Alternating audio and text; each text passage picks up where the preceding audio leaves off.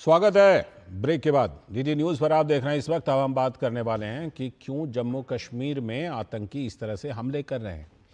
जम्मू में ये जो आतंकी हमले हो रहे हैं, क्या ये हताशा और कुंठा का परिणाम है? लंबे समय के बाद जम्मू के इलाके में आतंकी हमले ने पूरे देश को चौंका दिया।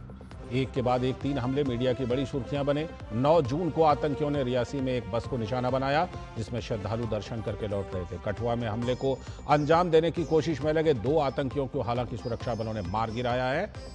तीसरे आतंकी हमले में एक बेस कैंप को निशाना बनाया गया। हमले में 5 जवान घायल हैं। सर्च ऑपरेशन जारी है।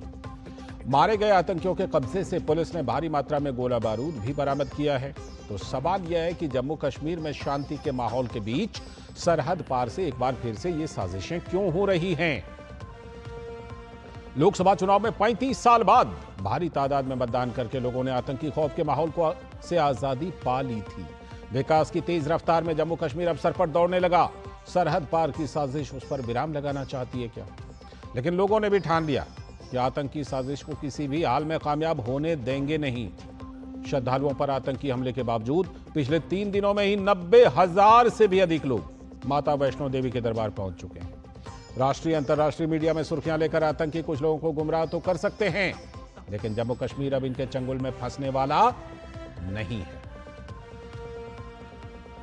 तो जम्मू के कठुआ एंटी टेरर ऑपरेशन पर एडीजी आनंद जैन ने कहा है कि 2 आतंकवादियों को मार गिराया गया है और सर्च ऑपरेशन अभी भी जारी है। कुछ पाकिस्तान मेड भी हैं, कुछ चीज़ें हैं जो कि ये नया इन्फिल्ट्रेटेड ग्रुप है जिसमें कि जिस इस इलाके में आया है और ज़्यादा आतंकवादियों की छिपे होने की भी संभावना है। छत्रकला में अभी रात को आपको जैसे पता है कि हमारा एक ऑपरेशन आर्मी, सीआरपीएफ, पुलिस सभी का एक जॉइंट ऑपरेशन वहाँ पर उस इलाके में चल रहा था। तो उस जॉइंट ऑपरेशन के तहत जब टेररिस्ट एक्सचेंज ऑफ फायर हुआ है तो उसमें उस इलाके को पूरा कॉर्डन में लिया गया। अभी ऑपरेशन वहाँ जारी है। 2 आतंकवादियों को मार गिराया गया है और अभी सर्च ऑपरेशन इलाके में चल रहा है।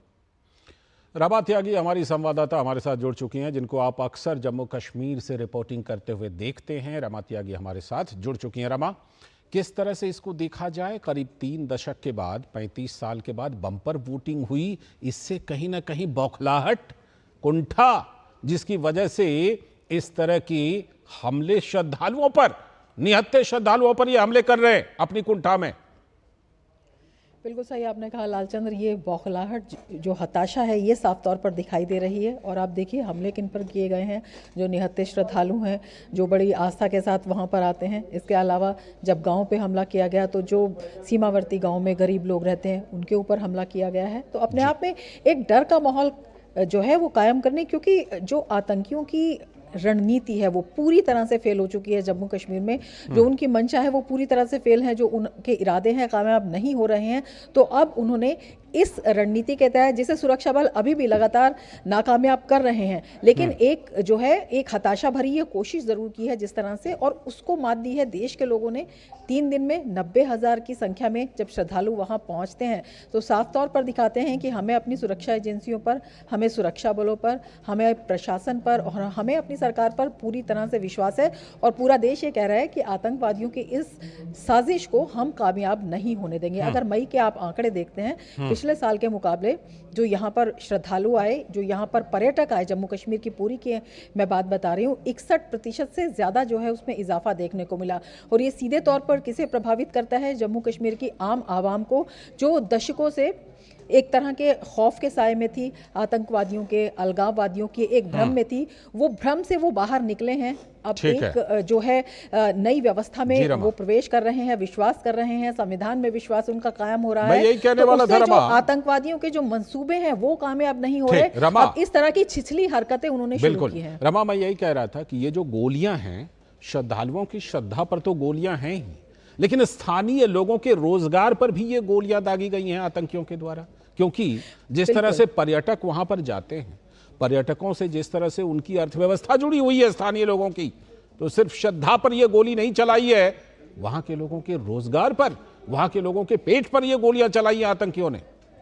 बिल्कुल, वहाँ की पीढ़ी के भविष्य के ऊपर ये गोलियां आतंकवादियों ने चलाई हैं, क्योंकि ये जो श्रद्धालु वहाँ पर जा रहे हैं या पर्यटन जो है वहाँ पर बढ़ रहा है, तो सीधे तौर पर वहाँ पर जो अर्थव्यवस्था है, जो वहाँ की रीढ़ है एक तरह से कहा जाता है जम्मू कश्मीर की, उसको तोड़ने की कोशिश की गई है, उसका प्रभाव पड़ता है।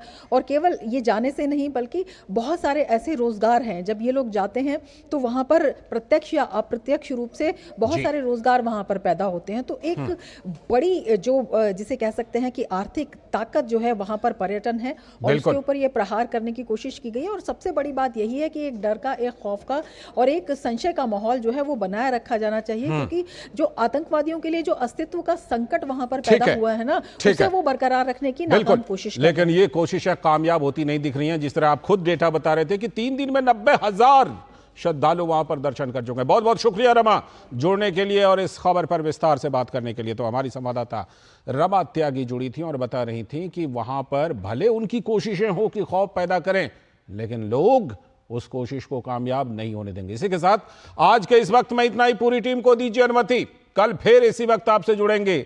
ये खास प्रोग्राम इस वक्त लेकर इस बीच डीडी न्यूज पर खबरों और कार्यक्रमों का सिलसिला लगातार जारी है। नमस्कार।